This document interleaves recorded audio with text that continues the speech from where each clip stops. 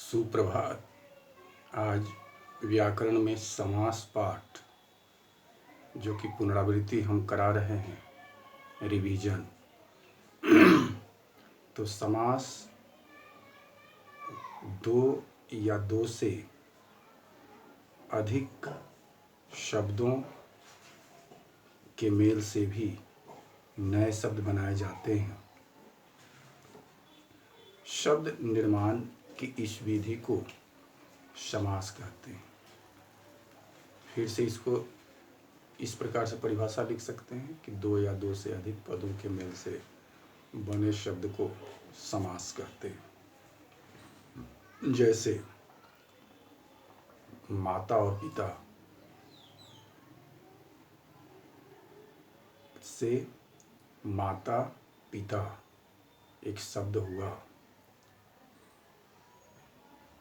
विश्राम गृह, विश्राम के लिए गृह यानी विश्राम के लिए घर, तो ये समस्त पद हुआ विश्राम गृह और विग्रह हो गया विश्राम के लिए गृह। समास रचना में प्रायः दो पद होते हैं। जो पहले पद को पूर्व पद कहा जाता है और बाद वाले पद को उत्तर पद कहा जाता है। यानी दो पद होते हैं, पूर्व पद और उत्तर पद।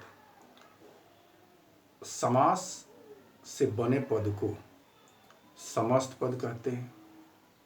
समस्त पद के अंगों को अलग करने की प्रक्रिया को समास विग्रह कहते हैं।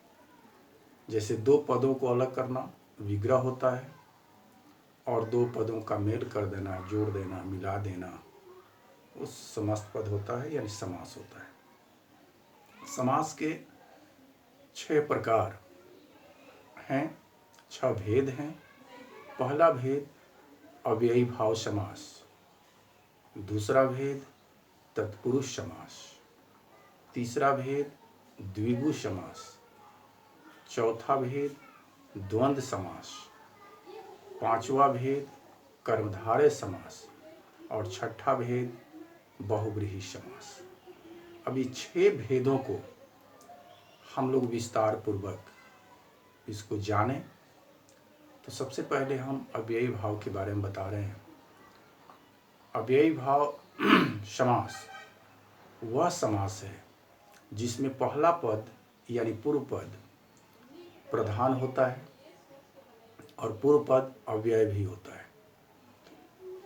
जैसे यथाशक्ति, शक्ति के अनुसार, यथाशक्ति शक्ति के अनुसार विग्रह हो गया, समास विग्रह हो गया। और यथाशक्ति लिखेंगे तो वो समस्त पद हो गया, समास हो गया। प्रत्येक, प्रति एक, प्रति एक विग्रह हो गया और प्रत्येक समास हो गया, समस्त पद हो गया। तो ये अव्ययी भाव समास हुआ। दूसरा तत्पुरुष समास, जिन समस्त पद में उत्तर पद प्रधान होता है वहाँ तत्पुरुष समास होता है। अर्थात जिसमें उत्तर पद प्रधान हो उसे तत्पुरुष समास कहते हैं। जैसे राजपुत्र, राजा का पुत्र, गौशाला, गौ के लिए शाला यानी घर, गाय के लिए घर। तो देश प्रेम, देश के लिए प्रेम। दानवीर, दान में वीर, तो दान में वीर ये विग्रह हो गया और दानवीर केवल लिखेंगे तो वो समस्त पद हो गया यानी समास हो गया। तो इसमें कारक का चिन्ह का प्रयोग किया जाता है और कारक के चिन्ह के प्रयोग के आधार पर हम लोग तत्पुरुष के भेद भी बनाते हैं, भेद भी होते हैं। जैसे अधिकरण का चिन्ह होता है में, तो दान में वीर, तो में जो चिन्ह हुआ वो अधिकरण का चिन्ह हुआ, तो अधिकरण तत्पुरुष उसको कहा जा सकता है, कहते हैं। देश के लिए प्रेम, देश प्रेम, तो देश के लिए प्रेम, तो के लिए जो चिन्ह हुआ वो संप्रदान कारक का चिन्ह हुआ तो संप्रदान तत्पुरुष उसको कहा जाएगा। राजा का कुमार, राजकुमार, राजा का कुमार, तो का जो चिन्ह है वो संबंध कारक का है तो संबंध तत्पुरुष उसको कहा जा सकता है। राजकुमार, राजा का कुमार, तो ये विग्रह हो गया और राजकुमार केवल लिखिएगा तो समस्त पद हो गया। तो इस प्रकार से तत्पुरुष समास के कारक के भेद के और उसके चिन्ह को पहचान करके उसका भेद हम लोग लिखेंगे। अब आइए तीसरा भेद जो है वह द्विगु समास है।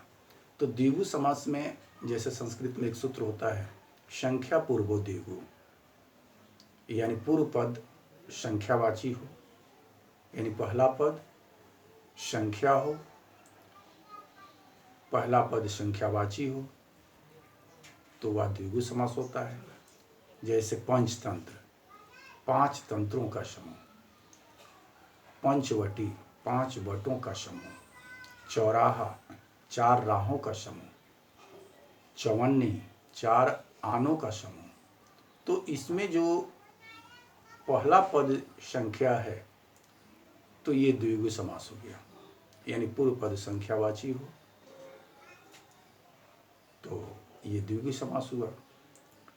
जैसे त्रिभुज, त्रि मतलब 3 भुजाओं का समूह, चतुर्भुज, 4 भुजाओं का समूह, सप्ताह, 7 दिनों का समूह।